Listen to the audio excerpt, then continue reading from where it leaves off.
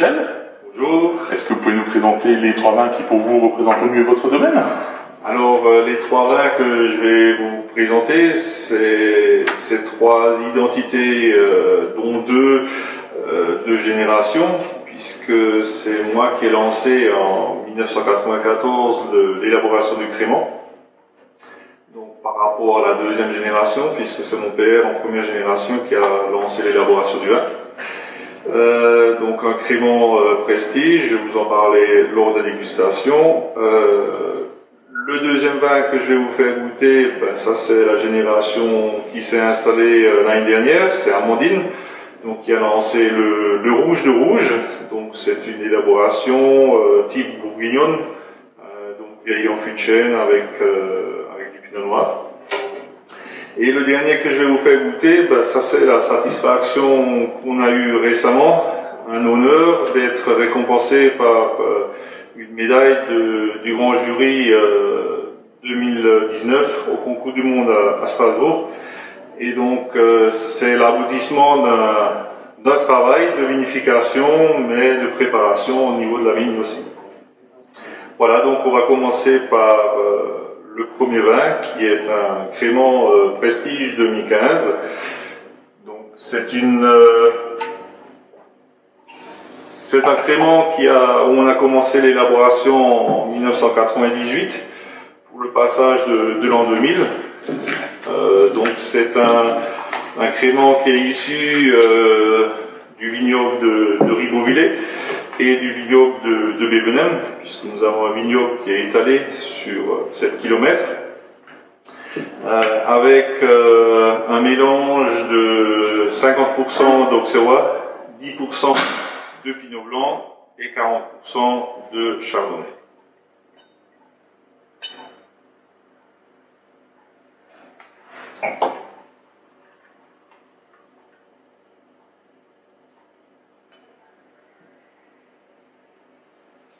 Merci. Voilà.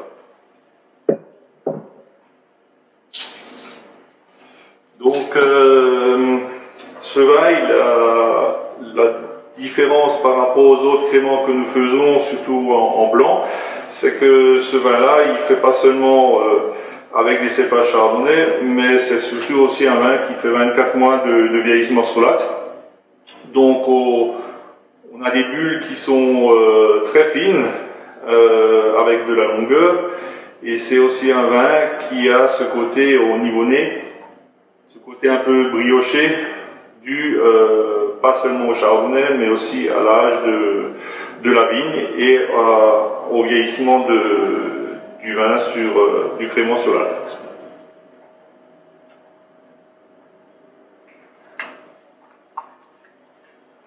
Vous disiez avant que le crément c'est quelque chose de récent au domaine, mais le domaine c'est un vieux domaine. Alors le domaine, mon père, il a commencé en 1957, la vinification, puisqu'il s'est marié avec une fille de viticulteur de Bévenem. Et donc le crément, c'était quelque chose qui est venu lors de mon installation et qui a pris énormément d'ampleur, puisque actuellement nous avons 3 références différentes, 2 blancs et un rosé, et ce qui représente à peu près 30% des ventes sous l'exploitation.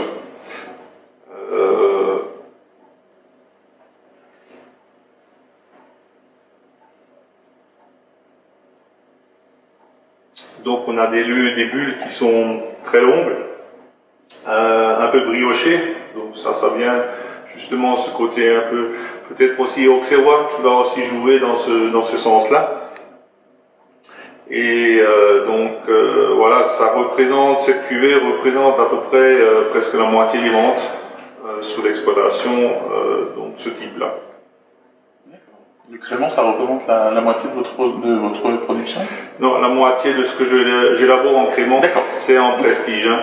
Autrement, ça représente 30% des ventes, c'est un crément. Quoi. Et là, maintenant, vous l'accompagnerez avec quoi? Moi, le crément, j'aime pas trop les bulles pendant le repas. Donc pour moi, c'est plutôt un vin de fête, en apéritif, ou boire entre amis, ou en dessert éventuellement. moi personnellement, j'apprécie pas les bulles pendant un repas. Donc après, ça c'est un choix personnel peut-être, mais la majeure partie des gens le consomment en vin de fête. D'accord.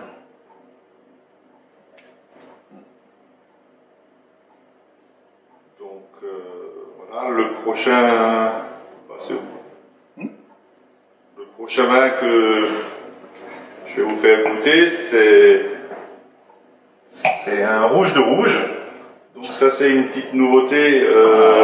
Un rouge de rouge. Un rouge de rouge. Oh.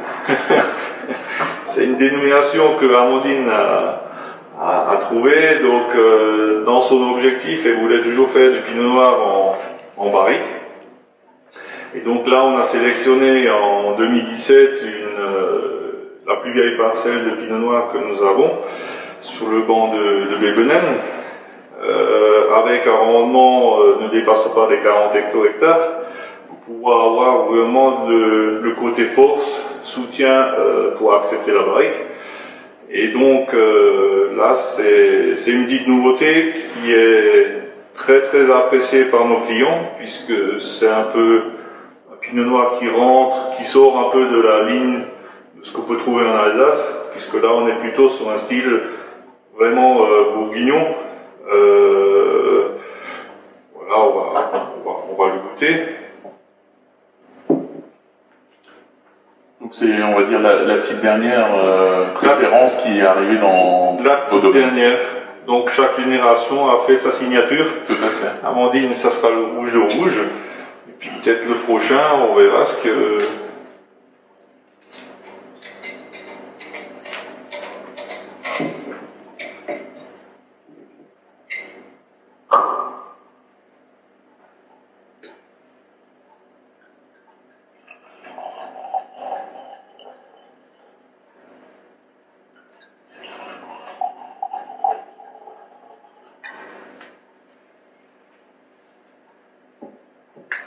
Donc voilà, on est sur un millésime 2017. Alors pour moi, c'est encore relativement jeune, mais bon, c'était le produit qu'on a lancé. Donc avec une couleur assez intense, soutenue, brillante, hein. Donc un style vraiment rouge, avec des très belles jambes, ce qui peut déjà permettre de voir la richesse du vin. Et on a vraiment ce côté, pas les petits fruits rouges qu'on trouve sur un pinot noir, mais plutôt c'est une note cassis, mûre, au nez. Hein. Et puis bien sûr, au nez, nous aurons aussi le côté boisé de la barrique. Donc c'est des barriques neuves et d'occasion, de différents âges, donc en barrique bourguignonne. Au nez, un côté un petit peu cerise noire, comme ça. Un côté. C'est vraiment très fruité. C'est très fruité, ouais. Donc ça commence maintenant à s'arrondir. Hein. Le côté tanin commence à se fondre, surtout le tanin de la barrique. Mais derrière, il y a de la puissance et puis c'est pour moi une très belle réussite. Donc je suis fier de la prochaine génération qui suit par rapport à ce produit-là. Et vu le succès que nous avons eu, c'est en 2018, nous avons été obligés de faire un peu plus en volume pour un peu satisfaire la clientèle. Et donc ça c'est aussi une fierté quand on lance un nouveau produit, et que ça prend, voilà. Comme moi j'avais lancé le crément et l'ampleur que ça a pris, j'espère que le rouge de rouge aura autant d'avenir que moi pour le crément, quoi. Et là vous dites que vous avez été obligé d'augmenter votre production. Est-ce que finalement le pinot noir vous permet encore d'augmenter ou parce que ça représente combien de pourcents chez vous? La difficulté, alors en pourcentage, ça représente 13%, grosso modo. La difficulté chez nous, c'est d'avoir le terroir pour le pinot noir. Le pinot noir, si vous n'avez pas de calcaire, vous n'allez pas faire du pinot noir. Donc nous c'est vrai ici dans le secteur on est un peu assez limité en terroir. Moi personnellement je vais faire un essai sur un terrain marno-calcaire sur un grand cru Zoninglands éventuellement, mais bon par rapport à le foncier pour le moment on n'a pas de capacité de pouvoir le faire. Mais je pense que ça serait un très bon terroir pour un pinot noir, et surtout un pinot noir beaucoup plus structuré. Donc là on est plutôt sur des terrains plutôt légers, profonds, calcaires, que sur un côté marno-calcaire. Oh là, il y a déjà une belle base gastronomique, quoi. Il y a une belle base, mais je pense que c'est aussi dû à l'âge de la vigne et la façon de la concentration, au rendement. Et puis là, on est quand même sur une macération. Nous, on fait une macération sur ce type de produit froid. Et là, on avait fait une macération quasiment 15 jours. Donc, l'objectif, on avait essayé en 2018 d'aller un peu plus loin, mais il faut vraiment maîtriser la température, sinon vous allez trop extraire les tanins. Et là, pareil, la dernière fois que vous l'avez bu, c'était à quelle occasion? Celui-là, honnêtement, je le goûte assez régulièrement parce que je vois une grande évolution. Au départ, quand on l'a mis en bouteille, c'était assez fermé, on disait à tous les clients, surtout ne l'ouvrez pas encore, laissez-le vieillir, parce que on est sur un type Bourgogne, il faut laisser du temps. Moi je dis ce vin-là, 3 ans sans problème, il faudrait le laisser avant de commencer à l'ouvrir.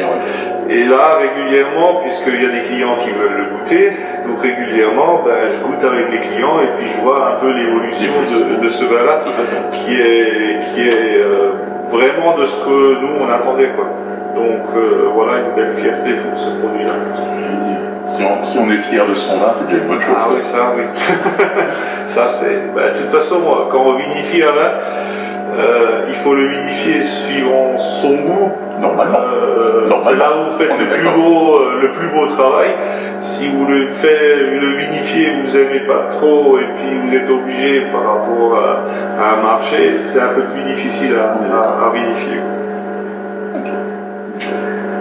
Alors le prochain vin que je vais vous faire goûter, donc là on va aller sur quelque chose de plus noble. C'est la grosse fierté du moment. Voilà. Donc c'est une vendange tardive en Pinot Gris 2016 qui a été primée par le concours du monde 2019. Donc il a eu une médaille d'or. Et en plus du médaille d'or, il a eu le prix du jury. Et ça, c'est vraiment quelque chose de... Ah, c'est celui qui a eu la plus haute note. De super important, de satisfaction, d'honneur déjà aussi. Puisque les dégustateurs ont anonymement trouvé le produit d'exception qui leur plaisait à eux, quoi.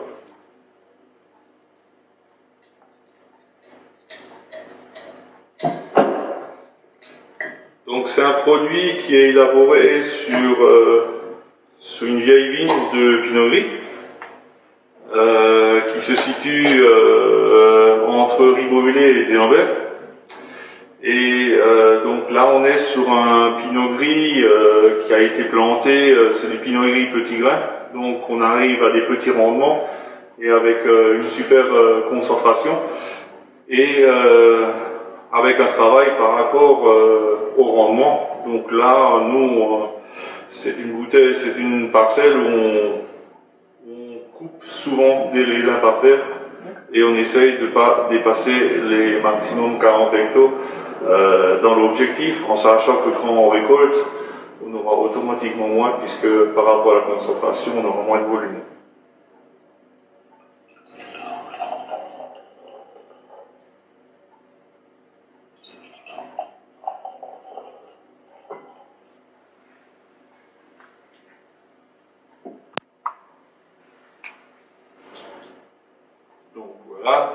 Donc dans ce vin-là, c'est un vin que j'ai eu la chance de déguster à Strasbourg déjà. Ouais, voilà. Donc automatiquement, il vous a aussi plu. Tout à fait. Ah non, mais c'est vrai, c'est vrai. Donc on est sur, on sent beaucoup de concentration, beaucoup de miel, un peu ce côté aussi brioché comme ça qui est typique du Pinot Gris.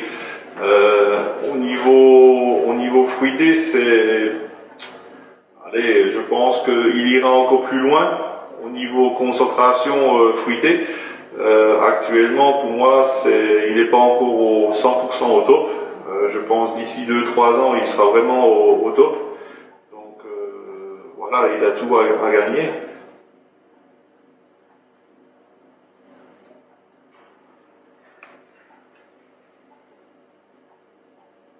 Ce qu'on ressent dans ce vin, c'est surtout une merveilleuse salinité. Et ça, c'est super important en sachant que 2016, c'était pas forcément une année à vendange tardive, puisque on avait ce problème de concentration. C'est quand même un vin que j'ai récolté, je crois que c'était le 5 décembre. Ah oui. Et il fallait attendre vraiment longtemps en 2016 pour pouvoir avoir une concentration comme ça. Donc voilà, mon papa il n'était pas tout à fait d'accord que je laisse les raisins tellement longtemps dehors, mais maintenant il est très fier d'avoir une médaille. La médaille et puis surtout qu'il puisse encore le goûter celui-là. Tout à fait. C'est un vin que vous avez produit à quelle quantité à peu près? Là on est sur presque 1200 bouteilles. D'accord. Ah ouais, donc c'est vraiment confidentiel. Oui, oui. Donc c'est un produit. Alors la tendance actuelle, c'est vrai que les gens consomment de moins en moins, mais consomment de mieux en mieux au niveau qualité. Et beaucoup de gens, au niveau des vendanges tardives, c'est fortement demandé. Hein.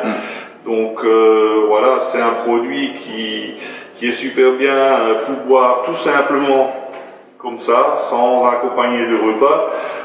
Bien sûr, c'est un vin qui accompagne superment bien tout ce qui est, bien sûr, le fameux foie gras, de préférence Alsace. Voilà. De préférence un foie gras d'Alsace. Un foie gras d'Alsace, exactement. Pour qu'on reste vraiment dans l'identité. Et voilà, c'est pour moi un super produit et une super récompense, et puis un grand honneur d'avoir eu cette récompense-là. Ouais, j'imagine que ça a dû être une fierté quand on vous l'a annoncé, quoi. Ah, moi j'étais très fier, et puis le papa il avait même les larmes aux yeux, donc voilà, c'était vraiment le top, quoi. Voilà. Vous pouvez nous rappeler sur quelle superficie vous êtes Alors nous on est sur presque 12 hectares en vigne. Au niveau commercialisation, on fait 100% à la commercialisation, ce qui représente quasiment 100 000 bouteilles commercialisées par an. Donc voilà, avec une clientèle, on n'est pas trop positionné sous l'exportation. On a beaucoup de clients particuliers, on a des restaurateurs, et puis on travaille aussi avec un caviste. Moi j'aimerais bien travailler plus dans la restauration gastronomique. Alors j'espère que ce genre de produit va aider, la notoriété va aider dans ce sens-là, pour avoir une plus grande facilité de rentrer dans ce...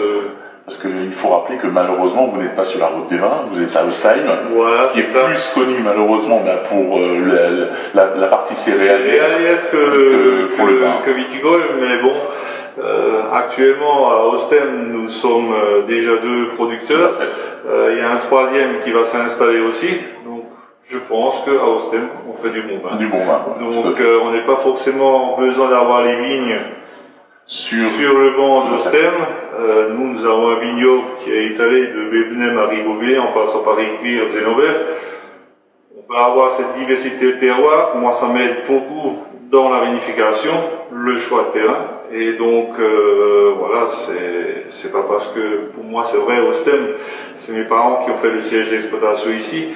Et en fin de compte, il y a beaucoup plus de facilité au niveau du travail que être dans un village viticole